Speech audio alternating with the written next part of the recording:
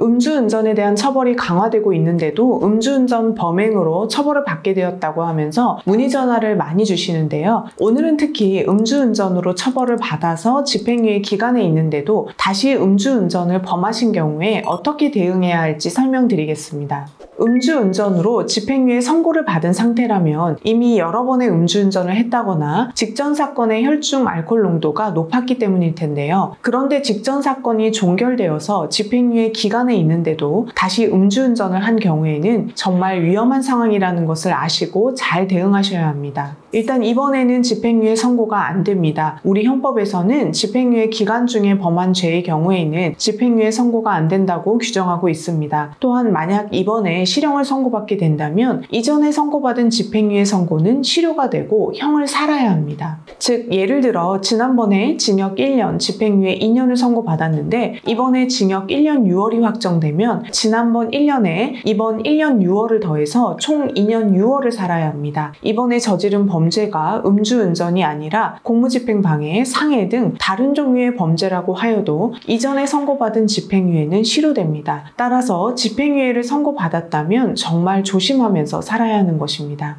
운전거리가 아예 영향이 없다고 볼 수는 없지만 운전거리가 짧았어도 실형은 나올 수 있습니다. 단속이 빨리 되었다는 우연한 사정 때문에 운전거리가 짧아진 것일 뿐 단속이 안 되었다면 계속 운전해서 먼 거리를 갔을 것이고 나뿐만 아니라 다른 사람들까지 위험한 상황에 처하게 했을 것이기 때문입니다. 물론 운전 종료 후에 단속이 되었고 실제 운전거리가 짧다고 한다면 양형사유로 주장해 볼 수는 있습니다. 사고가 없었다 하더라도 술을 먹고 운전했다면 음주운전입니다. 요즘에는 주행하는 주변 차량들이 음주로 의심되는 차량을 신고하고 출동한 경찰관이 음주 측정을 해서 발각되는 경우들이 많습니다. 이런 경우 운전 경로를 따라 CCTV도 확보를 하는데요. 영상을 보면 차선을 위반하거나 속도를 위반하거나 신호를 위반하거나 차선을 넘나드는 등 음주운전인 것을 알 수 있는 장면들이 드러나게 되어 있습니다.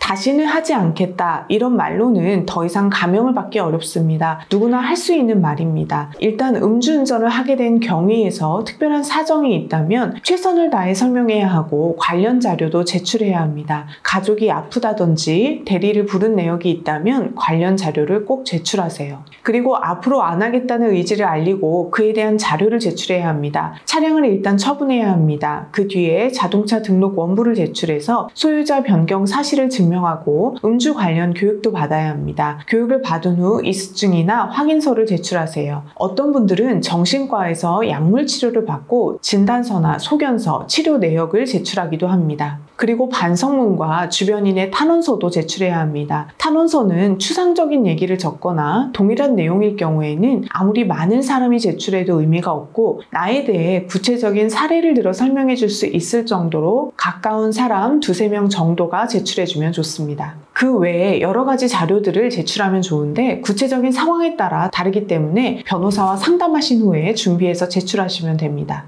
음주 관련 교육을 질보다 양이라고 해서 엄청 많이 받으면 좀 낫다는데 양을 많이 내면 감형에 도움이 된다라는 카더라. 양이 많으면 좋기는 한데요. 근데 이제 최근에 실제로 교육은 진행 안 하고 돈만 받으면 또 이수증을 발급해 주는 그런 곳들이 있어가지고 수사기관이 그걸 이미 파악해서 알고 있거든요. 그래서 이제 그렇게 좀 쉽게 받을 수 있는 기관들의 것은 아무리 양을 많이 해서 제출한다 해도 감형 받긴 어려울 것 같아요.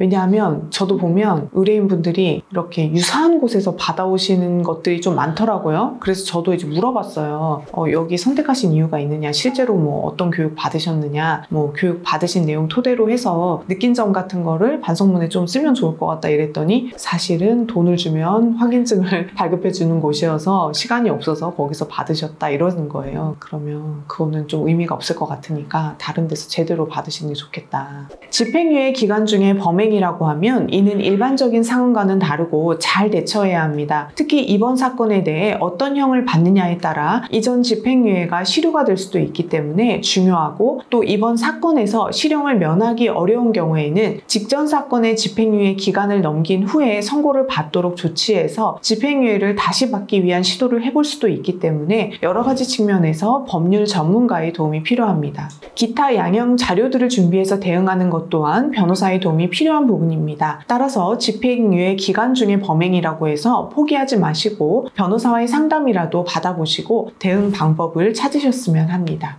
오늘 집행유예 기간 중에 음주운전을 범했을 때를 설명드렸는데요. 이와 관련해서 도움이 필요하시면 상담 전화로 문의주세요.